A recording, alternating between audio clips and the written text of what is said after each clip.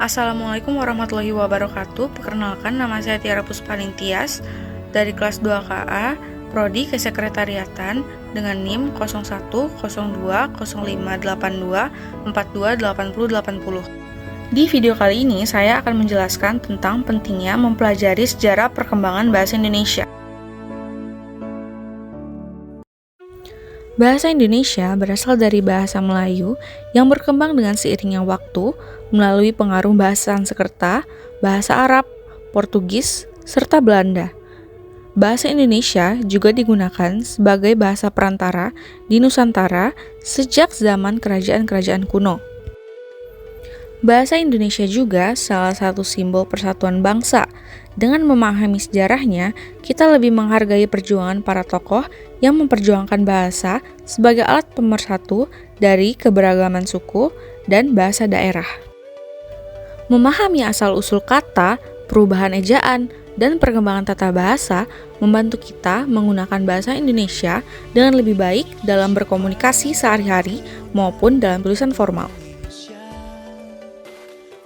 Mengapa sih kita harus mengetahui sejarah perkembangan bahasa Indonesia?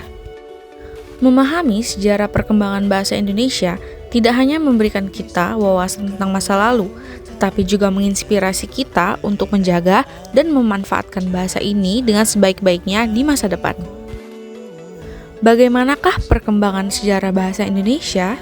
Perkembangan bahasa Indonesia lisan maupun tulisan berkembang mulai pada saat terbentuknya, yaitu pada 28 Oktober 1928 bersamaan dengan Momen Sumpah Pemuda. Setelah terbentuk, bahasa Indonesia terus berkembang seiring berlakunya ejaan Van Ophuijsen, Suwandi, Melindo, bahkan hingga ke ejaan yang disempurnakan atau EYD. Bagaimana sejarah perkembangan bahasa Indonesia pasca kemerdekaan? Perkembangan bahasa Indonesia setelah kemerdekaan ditandai dengan dijadikannya bahasa Indonesia sebagai bahasa negara pada tanggal 18 Agustus 1945, sehari setelah peristiwa proklamasi kemerdekaan. Bahasa Indonesia mengalami perkembangan yang amat pesat dan semakin digunakan oleh berbagai lapisan masyarakat di Indonesia.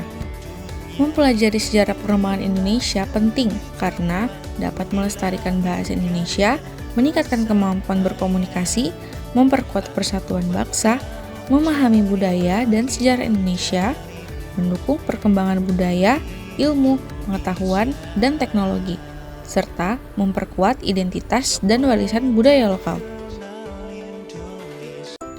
Jadi, mempelajari sejarah perkembangan Indonesia bukan hanya melihat dari sekedar perubahan linguistik, tetapi juga memahami bahasa ini berperan dalam bentuk Indonesia sebagai bangsa yang bersatu.